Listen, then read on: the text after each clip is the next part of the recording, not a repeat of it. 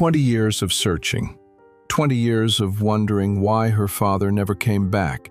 Sarah Martinez had built a life around that empty space, becoming a nurse to heal others since she couldn't heal her own broken family. But when she volunteered to donate her kidney to save a dying stranger, she had no idea she was about to face the man who had shattered her childhood and discover the devastating reason he had disappeared. Welcome to Stories Worth Telling. Before we begin this powerful story of sacrifice, hope, and unexpected miracles, please let us know in the comments which city you're watching us from today.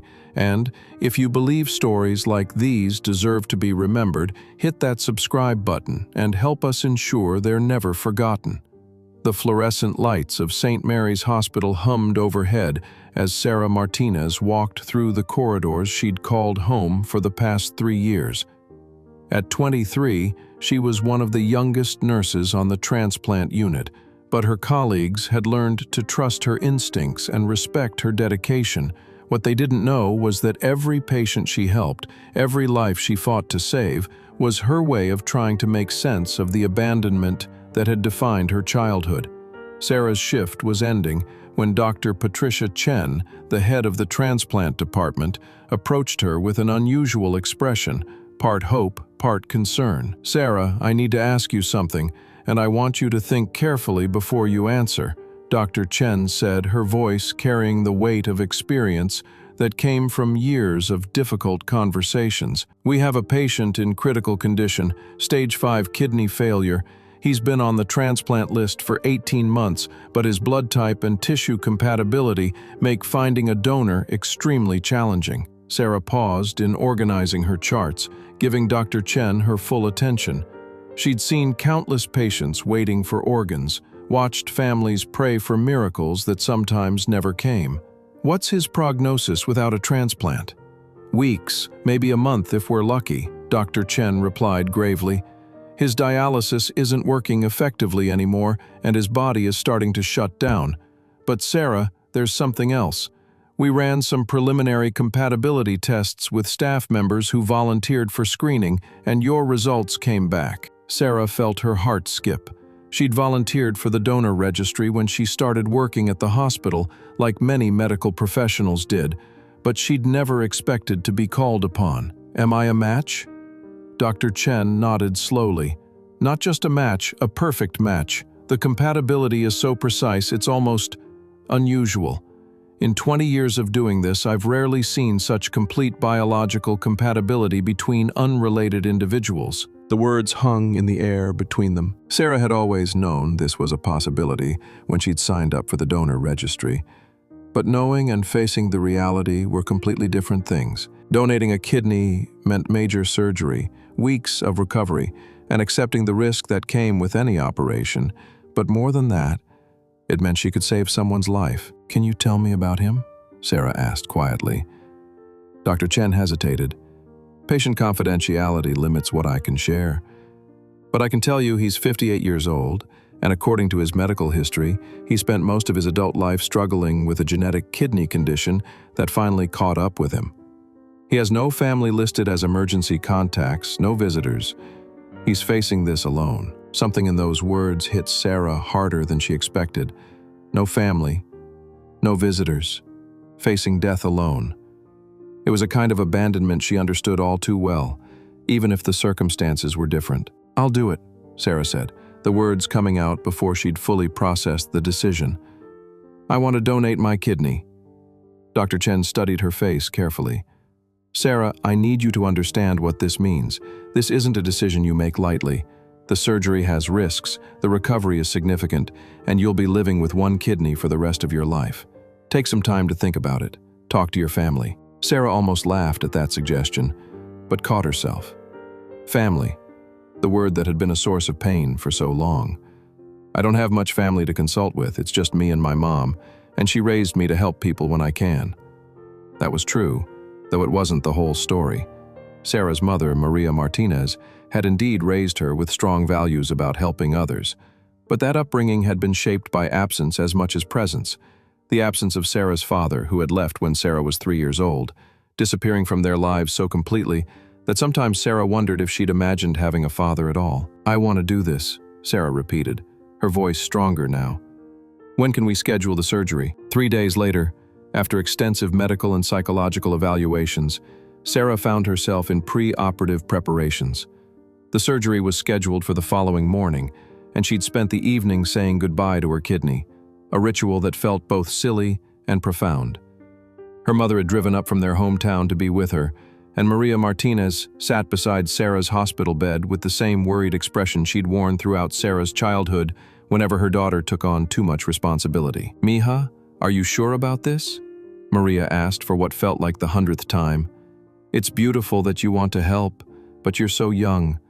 You have your whole life ahead of you." "Mom, we've talked about this," Sarah replied, squeezing her mother's hand. "I became a nurse to help people.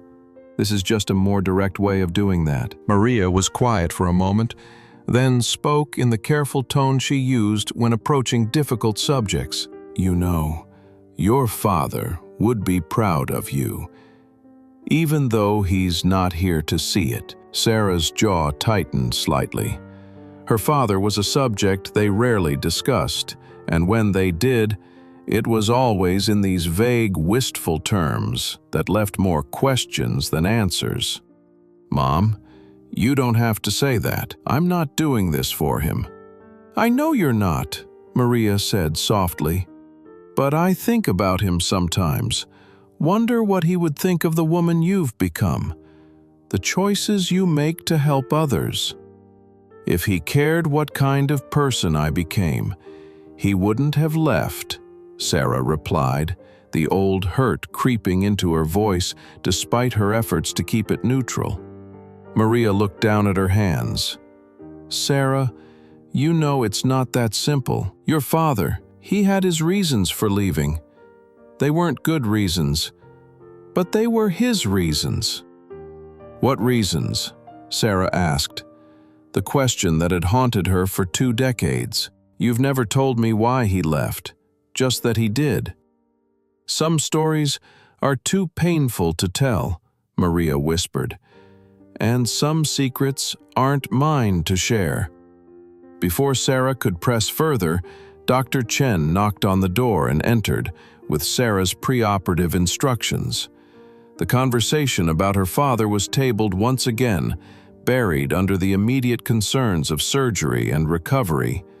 "Sarah, I want to go over the timeline one more time," Dr. Chen said, pulling up a chair. "Tomorrow morning at 7 a.m., you'll go into surgery. The procedure typically takes 2 to 3 hours. Your kidney will be transplanted into the recipient immediately afterward. If everything goes well, you'll be in recovery by noon, and we expect you'll be able to go home in 3 to 4 days." "What about the patient receiving the kidney?" Sarah asked. "Will I be able to know how he's doing?" "Hospital policy typically maintains anonymity between donors and recipients," Dr. Chen explained. "But given that you're a staff member and the circumstances are unique, I can keep you informed about his general condition and recovery progress." Sarah nodded, though part of her was curious about the man whose life she was about to save. In her 3 years working in the hospital, she'd never met him, which meant he was probably in a different unit or had been transferred from another facility. That night, Sarah lay awake, thinking about the surgery, about the stranger who would receive her kidney, and about her father. The 3 thoughts seemed connected in ways she couldn't quite articulate. Maybe it was because they all involved forms of giving up. And one of the hospital's most experienced transplant surgeons would perform the procedure. "You're doing an incredible thing today, Sarah," Dr. Foster said as the anesthesia began to take effect. "When you wake up, you'll have saved someone's life." Sarah's last conscious thought was wondering if the man receiving her kidney had anyone waiting for him. Anyone who would celebrate his recovery the way her mother would celebrate hers. The surgery was a complete success. Dr. Foster removed Sarah's left kidney through a minimally invasive procedure, and within an hour the organ was being transplanted into the recipient 3 floors up. By early afternoon, both patients were in recovery, and the initial signs were extremely positive. Sarah woke up groggy but alert, immediately aware of the dull ache in her side where the surgery had taken place. Her mother was there, along with Dr. Chen, both wearing expressions of relief and pride. "How did it go?" Sarah asked, her voice hoarse from the breathing tube. "Perfectly," Dr. Chen replied. "Your kidney is already functioning beautifully in the recipient. His body accepted it immediately, which is exactly what we hoped for, given your compatibility." "Is he okay?" Sarah asked, suddenly desperate to know that her sacrifice had been worth it. "He's doing very well. Better than we expected, actually. The kidney began producing urine within an hour of the transplant, which is an excellent sign. He's stable, conscious, and his vital signs are strong." Sarah felt a wave of relief and satisfaction that was deeper than anything she'd experienced in her nursing career. She'd spent years helping people heal, but this was different. This was permanent. This man would live because of a decision she'd made. Over the next 2 days, as Sarah recovered, she found herself constantly asking about the recipient. Dr. Chen provided updates. His kidney function was excellent. His body was responding well to the anti-rejection medications, and he was expected to make a full recovery.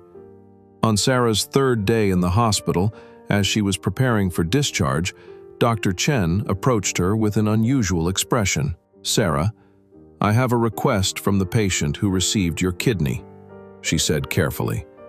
"He's asked to meet you. He wants to thank you personally." Sarah's heart jumped. "Is that allowed? I thought there were policies about anonymity." "There are, but both parties can waive those policies if they choose to. He specifically requested to meet you, and I wanted to ask if you'd be comfortable with that." Sarah didn't hesitate. "Yes, I'd like to meet him too." Dr. Chen nodded but seemed hesitant about something. "Sarah, before you agree, I should tell you that he's been quite emotional about the whole situation." "Why wouldn't he deserve it?" Sarah asked, puzzled by the comment. "I don't know his personal history, but he's mentioned that he's made mistakes in his life, hurt people he cared about. He seems to view your donation as a second chance he never expected to receive." Something about that description made Sarah's chest tighten, though she couldn't say why. "When can I meet him?" "He's in room 428. Would you like to go now?" Sarah nodded, and with Dr. Chen's help, she made her way slowly down the hallway.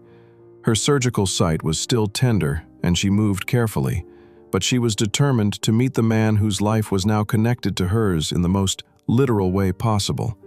Dr. Chen knocked on the door of room 428 and opened it slowly. "Mr. Torres, I have someone here who'd like to meet you." Sarah stepped into the room and froze. The man lying in the hospital bed was older than she'd expected, his face lined with years of wear and worry. His hair was graying, and his build suggested someone who had once been strong but had been worn down by illness. But despite the changes that 20 years had brought, Sarah recognized him immediately. It was her father, Roberto Torres, the man who had walked out of her life when she was 3 years old, was staring at her with an expression of shock that mirrored her own.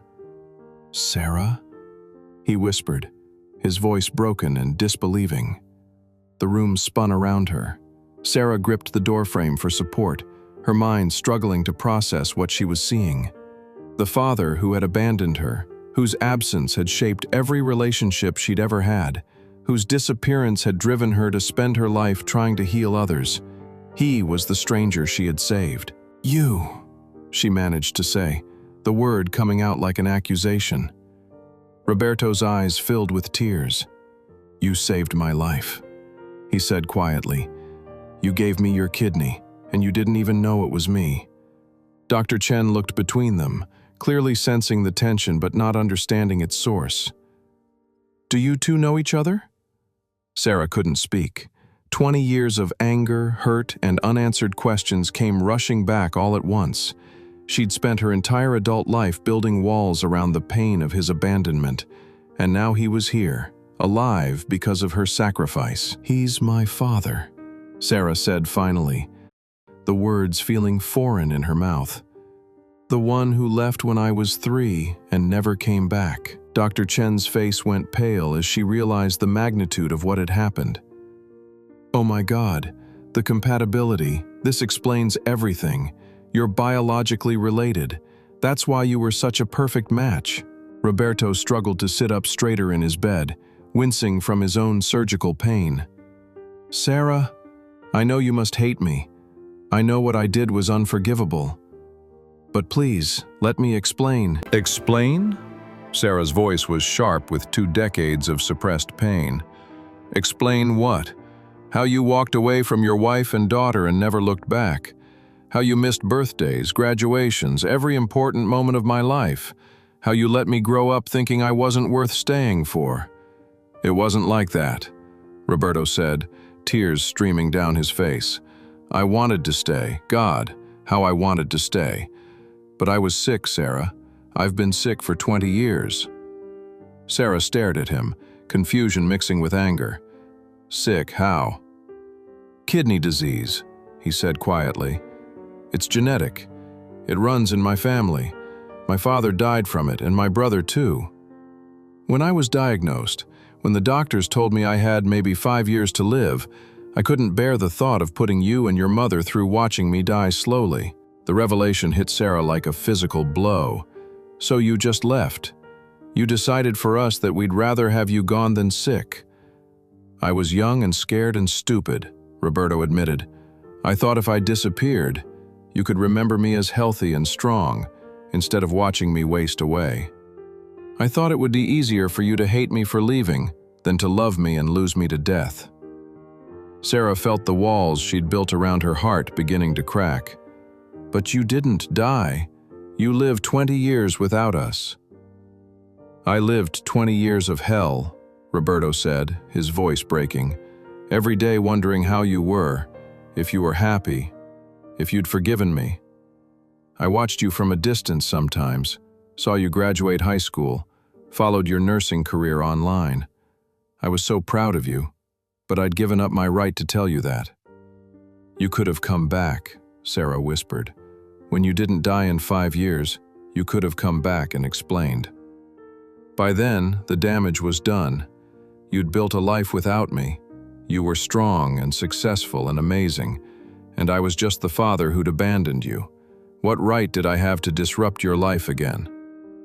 Dr. Chen quietly excused herself, recognizing that this was a conversation that needed to happen in private. Sarah sank into the chair beside Roberto's bed, her emotions warring between the anger she'd carried for so long and the new understanding of his reasons. "I became a nurse because of you," Sarah said quietly. "Because I wanted to heal people, to fix what was broken. I thought if I could save enough lives, maybe I could make up for not being able to save my family." Roberto's face crumpled. "Sarah, there was nothing to save.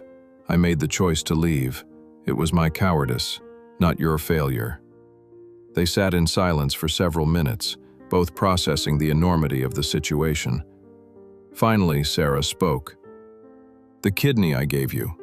It's from your genetic line. There's irony there." Roberto nodded. "You saved me with a part of yourself that came from me originally. My daughter gave me life twice. Once when you were born, and again today. I'm not sure I can forgive you," Sarah said honestly. 20 years is a long time to carry that kind of hurt." "I don't expect forgiveness," Roberto replied. "I just want you to know that leaving you was the biggest mistake of my life. Every day without you was a punishment I deserved, but it didn't make it hurt less." Sarah looked at this man who was both a stranger and her father, whose life was now sustained by her kidney, whose blood was being cleaned by an organ that had grown inside her body. The biological connection was undeniable, but the emotional connection felt fragmented, damaged by years of separation. "What happens now?" she asked. "I don't know," Roberto admitted. "I can't undo 20 years. I can't give you back your childhood or take away the pain I caused. But if you'll let me, I'd like to try to be part of your life again. Not as the father who raised you, I lost that right, but as someone who loves you and wants to know the incredible woman you've become." Sarah stood up slowly, her surgical sight reminding her of the physical reality of what had happened. She'd given this man a part of herself before she knew who he was, acted on pure compassion and the desire to save a life. Now she had to decide if she could give him something even more precious, a chance at redemption. "I need time," she said finally. "This is too much to process right now." Roberto nodded. "I understand. I've had 20 years to live with my choices. I can wait as long as you need." As Sarah reached the door, she turned back. "Roberto, I can't call you Dad right now, but I want you to know something. I'm glad you're alive. I'm glad the surgery worked. Whatever else happens between us, I'm glad I could save your life." "Thank you," he whispered. "For the kidney, for the second chance, for being the kind of person who saves strangers' lives. Your mother raised an extraordinary daughter." Sarah left the room with her head spinning and her heart in turmoil. In the elevator down to the discharge floor, she thought about the strange turns life could take, how the father she'd spent 20 years resenting was now alive because of her choice to help a stranger. Her mother was waiting in Sarah's room, packed bag in hand, ready to take her daughter home. Maria took one look at Sarah's face and knew something had happened. "Mija, what's wrong? You look like you've seen a ghost." Sarah sat down heavily on the bed. "Mom, I need to tell you something, and you're not going to believe it." "What happened?" Sarah took a deep breath. "The man who received my kidney, it's Roberto. It's my father." Maria's face went white, and she sank into the visitor's chair. "That's impossible." Dr. Chen confirmed it. "That's why we were such a perfect match. We're genetically related." Sarah looked at her mother with new eyes. "Mom, did you know he was sick? Did you know that's why he left?" Maria's silence was answer enough.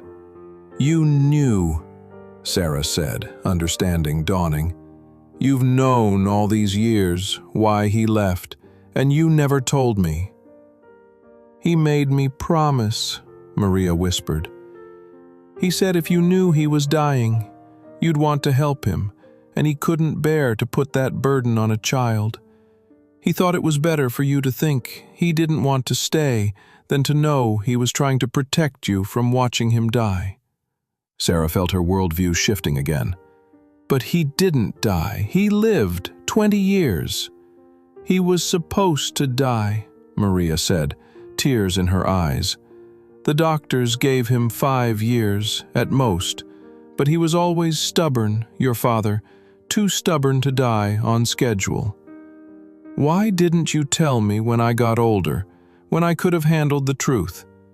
"Because I was angry, too," Maria admitted. "He hurt us when he left, even if his intentions were good. And as the years went by, it became easier to let you think he was just a man who abandoned his family than to explain that he was a man who made a terrible decision out of love." Sarah stood and walked to the window, looking out at the city where she'd built her life, the hospital where she'd found her calling. Everything felt different now, colored by new information that changed the story she'd been telling herself for 20 years. "He wants to be part of my life again," Sarah said quietly. "What do you want?" Maria asked. "I don't know. I saved his life before I knew who he was. What does that mean? What am I supposed to do with that?" Maria joined her at the window. "Maybe it means that sometimes the universe has a sense of humor, or maybe it means that love finds a way, even when we think it's gone forever." "Do you still love him?" Sarah asked. Maria was quiet for a long time. "I love the man he was when he was your father. I don't know the man he became in the 20 years since he left, but I think I'd like to find out." 3 weeks later, Sarah returned to work at the hospital. Her recovery had gone smoothly, and she was cleared for light duty. Her first day back, she found herself drawn to the transplant unit, where she knew Roberto was still recovering. She'd spent the 3 weeks thinking about forgiveness, about second chances, about the difference between understanding someone's actions and excusing them. She'd talked to counselors, to friends, to her mother, but ultimately the decision of what to do about Roberto had to be hers. She knocked on the door of room 428. "Come in," came his voice. Roberto looked better than he had 3 weeks ago. The color had returned to his face, and he was sitting up in a chair by the window, reading. When he saw Sarah, his face lit up with cautious hope. "Sarah, I wasn't sure if you'd come back." "I wasn't sure either," she admitted, taking the chair across from him. "But I've been thinking about what you said, about wanting to be part of my life again." "And?" "I can't give you back the 20 years we lost," Sarah said slowly. "And I can't pretend that your leaving didn't shape who I became. But I also can't ignore the fact that you're alive because I chose to help you before I knew who you were. Maybe that means something." Roberto nodded, not wanting to interrupt. "I want to try," Sarah continued, "not to pick up where we left off. That's impossible. But to build something new, to see if we can find a way to be family again, even if it's different from what we lost." Roberto's eyes filled with tears. "I would like that more than anything." "It won't be easy," Sarah warned. "I have a lot of anger to work through, and trust issues, and 20 years of independence to maintain." "I understand. I'll take whatever relationship you're willing to give me." Sarah stood up. "I'm going home in a few minutes, but I'll come back tomorrow. Maybe we can start with just talking, getting to know each other again." "I'd like that." As Sarah reached the door, Roberto called her name. "Sarah? Thank you, not just for the kidney, but for giving me a chance to be your father again." Sarah turned back to him. "You're not my father yet, Roberto, but maybe if we both work at it, you could be." 6 months later, Sarah stood in her mother's kitchen, preparing Sunday dinner for 3. It had become a weekly tradition, the 3 of them gathering to share a meal and continue the slow process of rebuilding their family. Roberto had recovered completely from the transplant surgery. The kidney Sarah had given him was functioning perfectly, and his doctors expected him to live a normal lifespan. More importantly, he'd kept his promise to earn his place back in their lives, slowly and patiently. It hadn't been easy. There had been difficult conversations, moments of anger and resentment, setbacks when old hurts resurfaced. But there had also been moments of grace, when Roberto had shown up to Sarah's nursing awards ceremony, when he'd helped Maria fix her broken fence, when the 3 of them had laughed together at a shared memory from Sarah's childhood. "How's the kidney feeling today?" Sarah asked, as Roberto helped her set the table. "Like it belongs," he replied, a response that had become their running joke. "Still amazed every day that my daughter saved my life. Still amazed every day that the stranger I saved turned out to be my father," Sarah countered. Maria watched them from the stove, smiling at the easy banter that had developed between them. It wasn't the relationship they might have had if Roberto had never left, but it was real and honest and built on choice rather than obligation. "Dinner's ready," Maria announced, bringing a pot of her famous pozole to the table. As they sat down together, Roberto reached for both women's hands. "I know I say this every week, but I need to say it again. Thank you both for letting me back into this family. I know I don't deserve it, but I promise I'll spend the rest of my life trying to earn it." Sarah squeezed his hand. "You're not earning it anymore, Roberto. You're just living it." And for the first time in 20 years, Roberto Torres felt like he was home. Thank you for joining us on this incredible journey of sacrifice, forgiveness, and the mysterious ways that love can find us when we least expect it. Sarah and Roberto's story reminds us that sometimes the greatest gifts we give are the ones we offer without knowing their true impact, and that healing, both physical and emotional, often requires courage from everyone involved. If this story moved you and reminded you of the power of second chances, please like, share, and subscribe to Stories Worth Telling for more inspiring tales that explore the depths of human connection and compassion. Remember, sometimes the people we're meant to save are the ones we never expected to find, and sometimes the greatest healing happens when we open our hearts to forgiveness, even when it seems impossible. Until next time, keep believing in the power of love to overcome even the deepest wounds, and never forget that it's never too late to come home.